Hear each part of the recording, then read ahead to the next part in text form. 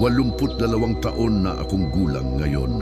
Sa edad na ito, naranasan ko na ang lahat, mga tagumpay, mga kabiguan, at walang katumbas na mga aral na natutunan sa buhay. Pero kung may isang desisyon na patuloy na bumabalik sa isip ko, isang pagpili na paulit-ulit kong pinaplano at pinagsisisihan hanggang ngayong araw na ito ay ang aking desisyon na lumipat sa nursing home. Nung una, tila tama ang ginawa ko. Tumatanda na ako at nakumbinsi ako ng pamilya ko na mas magiging mabuti doon, na makakakuha ako ng tamang pag-aalaga, mas komportabling pamumuhay at magkakaroon ng lahat ng kailangan ko nang walang alalahanin. May mga nurse doon, inihahanda na ang pagkain, makakakasama, lahat ng maaari kong kailanganin ay nandoon na. Siyempre, naniwala ako. Pamilya ko naman eh. Gusto lang nila ng mas madaling buhay para sa akin. Kaya kahit may hindi mapakali sa puso ko, pinilit kong maniwala na ito ang tamang daan, na dito ako dapat.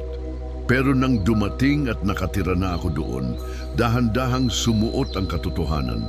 Wala itong pagkakahawig sa ginhawa na iniisip ko. Sa totoo, parang dahan-dahang nawawala ako sa sarili kong buhay. Kaya ngayon, gusto kong ibahagi sa inyo ang 6 na bagay na sana binabala ako bago ko ginawa ang paglipatang ito. Mahirap tanggapin ang mga katotohanan ito, pero kailangan marinig, lalo na kung ikaw o ang inyong mahal sa buhay ay nag-iisip gumawa ng katulad na desisyon. Pakinggan ninyo ako hanggang sa dulo. Baka ito ang mensaheng makakaligtas sa inyo sa pagpili na hindi na mababalik kailanman.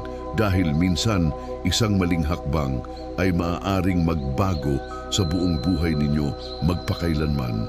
Pagsisisi number 1, nawala ang aking kalayaan. Nang nakatira pa ako sa sarili kong bahay, ako ang may kontrol sa aking oras. Gigising ako kung kailan gusto ko, minsan maaga, minsan tanghaling tapat na.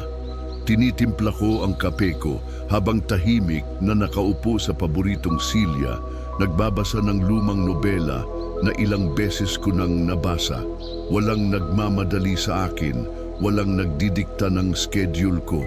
Kumakain ako kapag nagugutom, minsan tinapay at kape lang sa umaga, minsan sinangag at itlog, minsan ayaw kong kumain. Pero okay lang yon dahil ako ang may kontrol. Pero pagdating ko sa nursing home, lahat ng iyon ay nawala. May oras para sa lahat, 7 a.m. gising, 8 a.m. agahan sa mesa, 9 a.m. mga gawain, 12 p.m. tanghalian, 3 p.m. merienda, 6 p.m. hapunan, 9 p.m. patay ng ilaw. Parang relo ng buhay, pero hindi ako ang may hawak ng relo. Naalala ko sa unang linggo ko doon, nagising ako ng maaga dahil sanay pa ang katawan ko sa dating routine. Inabot ko ang libro ko, pero paglingon ko, iba ang mga kama, iba ang mga pader, iba ang amoy. Lahat ng maliliit na bagay na nagbibigay sa akin ng ginhawa ay nawala na. Gusto kong lumabas at maglakad sa hardin, pero sinabi ng staff na kailangan kong maghintay ng kasama. Sinabi nila na hindi ako pwedeng mag-isa lang para sa safety daw. Naiintindihan ko iyon, pero sa bawat araw na lumilipas, nararamdaman kong dahan-dahang kinukuha nila ang simpleng kakayahan kong pumili. Kahit ang pagpili ng damit na isusuot, minsan sila na ang pumipili ng dapat kong isuot. Kahit sa pagkain may menu, oo. Pero kung hindi mo gusto ang iniluto, wala kang ibang pagpipilian. Ang dati kong pagkaka-craving para sa sopas ay naging simpleng, ito ang available ngayon. Dahan-dahang naging bahagi ako ng sistema kaysa sa buong tao. Naging kasama ako sa mga kailangan ng pag-aalaga, pero nawawala ako bilang ako. Minsan nasasanay ka na rin, natutuhan mong sumabay. Tumitigil ka ng tanungin kung ano ang ulam sa tanghalian. Tumitigil ka ng hilingin na lumabas. Tumitigil ka ng magreklamo kung gusto mong matulog ng huli, pero pinapatay na nila ang ilaw. At sa pagsasanay na iyon, dahan-dahang nawawala ka rin. Nakakagulat kung gaano kahalaga pala ang mga maliliit na kalayaang iyon. Ang pagpili kung anong oras kakain, saan uupo, kailan magiging tahimik. Akala natin maliliit na bagay lang ito, Pero sila pala ang bumubuo sa ating pagkatao, sa aming mga araw, sa aming buhay. Kaya kung nag-iisip ka na lumipat sa nursing home para sa sarili mo o para sa mahal mo sa buhay, ito ang tanong ko. Handa ka bang ibigay ang maliliit na kalayaang nagbibigay ng kahulugan sa inyong araw-araw? Dahil minsan, ang mga maliliit na bagay na iyon ang pinakanakakapangiti na mawala. Pagsisisi number 2, naramdaman kong nakalimutan.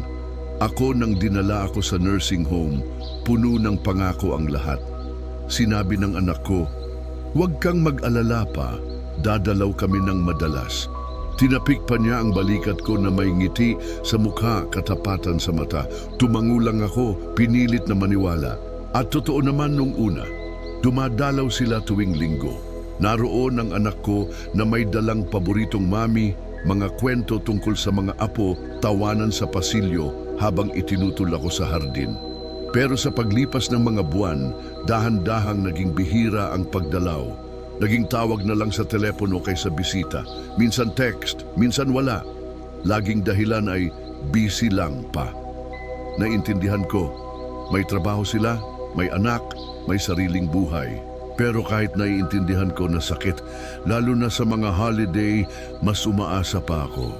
Birthday ko, Pasko, bagong taon, kakapit ako sa kanilang salita. Pupunta kami pa, promise. Pero kadalasan nagtatapos lang sa, "Sorry, may emergency" o "Hindi kami nakaalis." At nandyan ako nakaupo sa common area kasama ang ibang matatanda. Lahat kami nakatitig sa pinto, umaasa na may papasok, umaasa na may maaalala sa amin na may halaga pa kami. Pero kadalasan, walang dumarating. Ang pinakamahirap na parte ay hindi na dahil hindi na nila ako mahal. Sigurado akong mahal pa nila ako. Pero sa nursing home, kapag hindi ka na bahagi ng kanilang araw-araw na kapaligiran, dahan-dahang nawawala ka rin sa kanilang isipan. Dahan-dahang nagiging alaala ka lang. May isang gabi na hawak ko ang telepono ko, nakatingin sa pangalan ng anak ko. Gusto kong tumawag, pero nagatubili ako. Baka nakakagambala lang ako. Ayaw kong maging pabigat, kaya ibinaba ko na lang. Tahimik na tinanggap na baka hindi na niya ako namimiss, katulad ng pagkamiss ko sa kanya. Doon ko napagtanto, ito na pala ang buhay ko ngayon. Hindi na ako bahagi ng kanilang mga plano. Hindi na ako ang unang naiisip nila. Parang umandar na ang mundo nang wala ako. Kung nag-iisip kang ilipat ang magulang mo sa nursing home, o kung ikaw mismo ay nag-iisip dito, ito ang tanong ko. Handa ka bang maranasan ang pakiramdam na dahan-dahang nakakalimutan ka ng mga mahal mo? Dahil kahit mahal ka pa nila, kahit mangako silang magdadalaw ng maraming beses, ang totoo ay kapag hindi ka na nakikita, mas madali ka ring makalimutan. At sa mga sandaling iyon, kahit isang yakap lang, kahit simpleng kumusta ka, ay pwedeng sirain o gawing masaya ang buong araw mo. Pagsisisi number 3, nawala ang aking layunin. Nang lumipat ako sa nursing home, akala ko ay nagpalit lang ako ng titirahan, pero hindi ko inasahan na mawawala rin pala ang dahilan kung bakit ako bumabangon tuwing umaga. Sa lumang bahay ko, simple pero kulay-kulay ang buhay. Ako ang nagtutubig sa mga halaman sa umaga, nagtitimpla ng kape, naglilinis ng mesa, nagsasaayos ng mga lumang gamit. May routine ako, may kahulugan, kahit mga simpleng gawain lang. May dahilan ako para gumalaw, para mabuhay. Pero pagdating ko sa nursing home, wala nang natira akong aalagaan. May nagdadala ng pagkain, may naglilinis ng kwarto, may humahawak ng gamot. Akala ko masarap ang pakiramdam na walang inaalala, pero after ng ilang linggo, naramdaman ko ang bigat ng walang ginagawa. Parang napakahabang araw, nakaupo ka lang, nakamasid, natutulog, nakaupo ulit. Paulit-ulit, walang bago, walang hamon, walang layunin. Nakilala ko si Mang George doon, 84 na taong gulang, dating karpintero. Laging may martilyo o lagari sa kamay. Kahit matanda na, laging may ginagawang proyekto sa kanilang garahe. Pero pagdating niya sa nursing home, wala nang laman ang kanyang kamay. Isang araw nakita ko siyang nakatitig lang sa bintana, tahimik. Sinabi niya, pakiramdam ko wala na akong silbi. At honestly, naramdaman ko rin iyon. Hindi dahil wala na siyang kakayahan, kundi dahil wala na siyang ginagamit, wala nang pinagkakaabalahan. Kapag nawala sa iyo ang pakiramdam na may silbi ka pa, dahan-dahan mo ring nawawalan ng gana na mabuhay. Tumatalay ang isip, humumina ang katawan. Parang araw-araw, hinihintay mo na lang na matapos. Dahil may oras nga, pero hindi ibig sabihin buhay pa. Ang tunay na pamumuhay ay kapag may dahilan ka para bumangon, para gumalaw, para gumawa ng kahit ano. Pero dito sa loob, kahit gusto mong gumawa ng kahit ano, wala kang magagawa. Kaya kung nag-iisip kang lumipat sa nursing home, ito ang tanong ko. Ano ang nagbibigay ng kahulugan sa buhay mo ngayon? At handa mo bang bitawan iyon? Dahil sa lugar na tulad dito, hindi sapat na may oras ka. Ang tanong ay, may dahilan ka pa ba para gamitin ang oras na iyon? Kung wala, dun mo siguro talagang mararamdaman ang katandaan, hindi lang sa katawan, kundi sa puso at isipan. Pagsisisi, number 4. Bumilis ang aking paghina. Bago ako lumipat sa nursing home, masasabi kong okay pa ang kondisyon ko. Oo, matanda na pero kaya ko pang alagaan ang sarili ko. Nakakapaglakad pa, nakakapagluto ng simpleng pagkain, nakakapamili sa palengke kapag may lakas. May routine ako na nagiging aktibo ang katawan, konting pag-stretching sa umaga, paglalakad sa bakuran, paglilinis sa kusina. Pero pagpasok ko sa nursing home, lahat ng iyon ay dahan-dahang nawala. Noong una, naisip ko, maganda rin ito.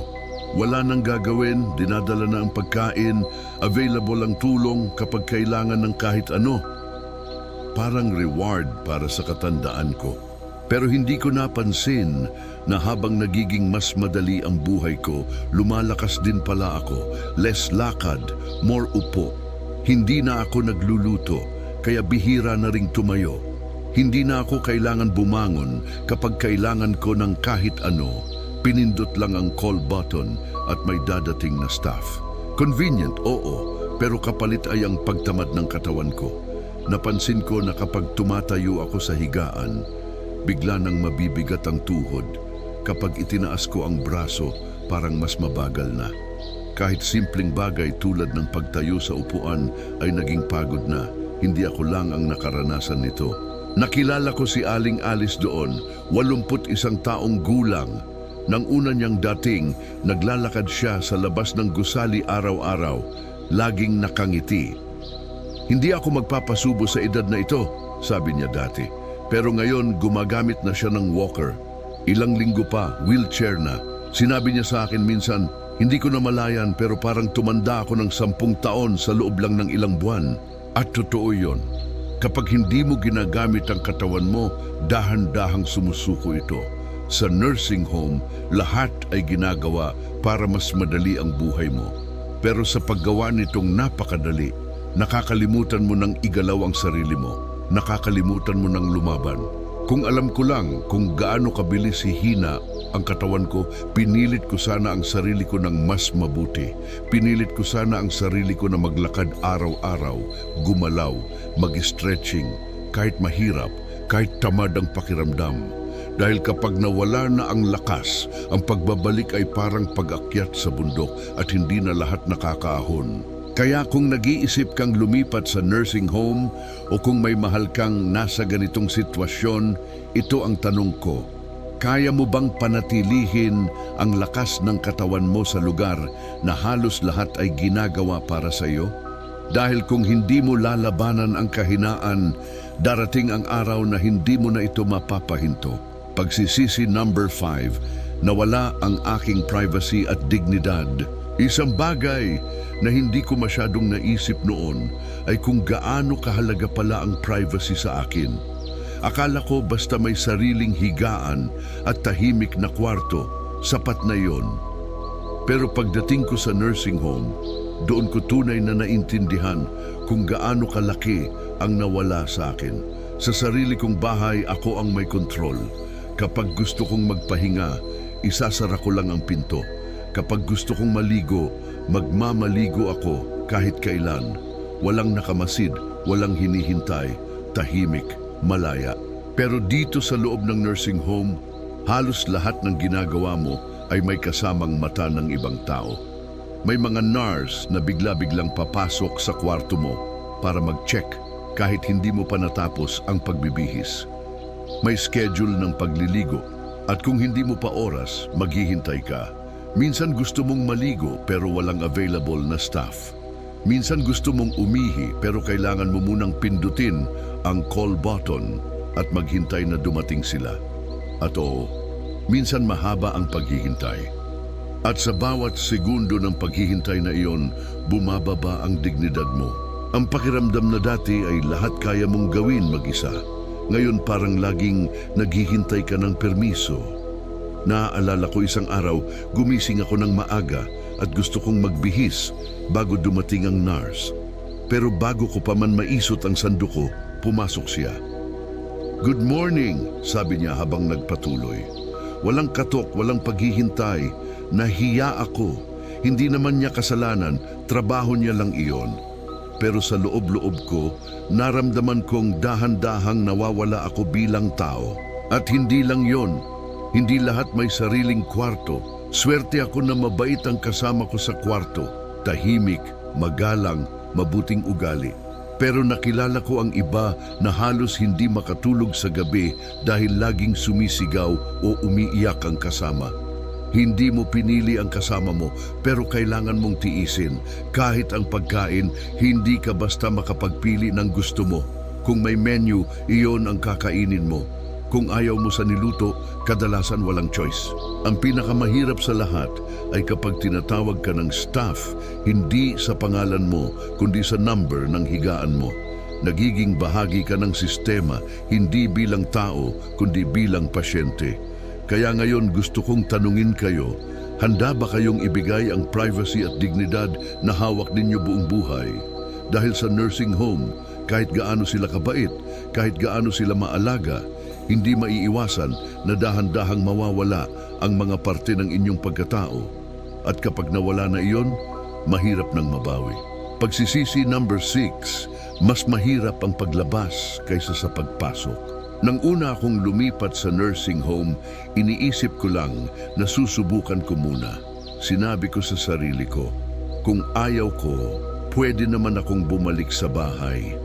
Akala ko simple lang, pumasok ka ngayon, umalis ka bukas kung gusto mo. Pero ang totoo, hindi ganoon kadali. Una, ang bahay na iniwan ko ay dahan-dahang nagbago rin.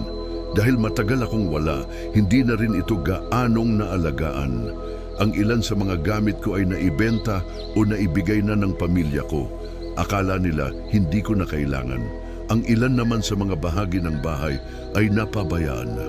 Ang mga sulok na dati kong nilalinis araw-araw ay puno na ng alikabok. Pangalawa, nagbago na rin ang isip ng mga anak ko.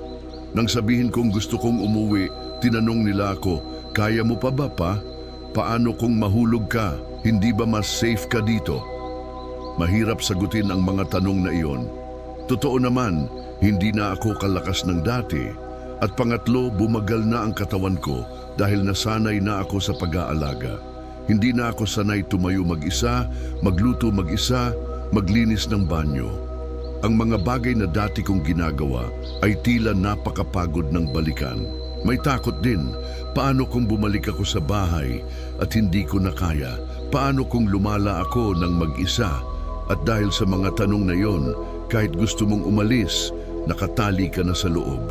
At may isa pang seryosong bagay, ang pera. Ang ilan sa mga kasama ko doon ay naubos na ang ipon sa pagbabayad sa nursing home. Ang mga bahay ay naibenta na, wala nang babalikan. Hindi na sila makaalis kahit gusto pa nila. Kaya kung akala ninyo temporary lang ang nursing home, pag-isipan ulit. Dahil pagpasok mo, hindi na kasing dali ng pagpasok ang paglabas. Parang dahan-dahang natatatakan ng paa mo sa sistema, sa kahinaan ng katawan, sa takot at sa mga desisyong hindi mo na makokontrol. May kasama ako doon, si Mang Celso. Sinabi niya sa akin, Akala ko pansamantala lang ako dito, pero mga ilang taon na. Wala na siyang bahay, wala na siyang pamilyang maaasahan. Ang nursing home na lang ang natirang mundo niya. Kaya bago kayo magdesisyong pumasok, tanungin muna ninyo ang sarili ninyo.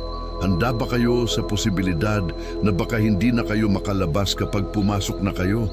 Dahil kung hindi kayo handa, ang akala ninyong pansamantalang desisyon ay maaaring maging permanente. Ang pagtanda ay hindi masama. Honestly, ito ay blessing. Ibig sabihin nakaligtas kayo sa lahat ng bagyo, hirap at pagsubok ng buhay. Pero ang nakakapangit ay madalas sa katandaan, ang mga bagay na tunay na mahalaga ay dahan-dahang nawawala. Ang kalayaan, ang layunin, ang koneksyon sa mga mahal sa buhay at ang dignidad bilang tao. Hindi ko sinasabing masama ang mga nursing home. May mga sitwasyon talaga na kailangan ito. Kapag walang ibang makapag-alaga, kapag nanganganib ang kalusugan, kapag kailangan ng espesyal na pag-aalaga. Naiintindihan ko iyon, pero kung may paraan, kung may posibilidad pa na manatili sa sariling bahay, kasama ang mga alaala, ang paboritong upuan, ang mga halaman na inaalagaan araw-araw, siguro mas dapat itong isipin ng maigi. Minsan sa aming malaking pagnanais para sa ginhawa, nakakalimutan nating tanungin kung ano ang kapalit. Tunay ba itong ginhawa o dahan-dahang pagkakalimot kung sino ka? Kung may natutunan kayo sa ibinabahagi ko, sana ito iyon. Bago kayo sumuko para sa ginhawa, pag-isipan muna kung ano ang mawawala. Dahil ang tunay na kaligayahan sa katandaan ay hindi lang sinusukat sa lambot ng higaan o sa lasa ng pagkain, kundi sa kakayahan ninyong mabuhay pa rin ayon sa inyong sariling kagustuhan, kahit dahan-dahang bumabagal na. Salamat sa pakikinig sa kwentong ito. Kung naramdaman ninyo ang bigat ng mga aral na ibinabahagi ko, gusto kong marinig ang inyong kwento. Ano ang pinaka-nakaapekto sa inyo sa 6 na pagsisising ito? Ibahagi ang inyong saloobin at sabihin sa akin kung aling numero ang pinakatumatak sa inyo. Number 1 hanggang number 6 at sabihin ninyo kung bakit. Kung may mahal kayo sa buhay na nag-iisip ninyong ilipat sa nursing home, o kung kayo mismo ay nasa ganitong desisyon, pakibahagi ang mensaheng ito sa kanila.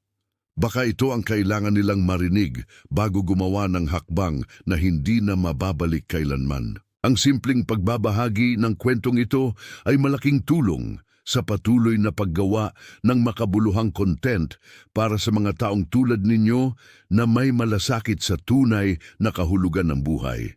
Muli, salamat sa inyong oras. Sana makasama pa namin kayo sa susunod na mga pag-uusap. Ingat lagi at huwag kalimutang pahalagahan ang mga bagay na hindi matatalo ng anumang ginhawa.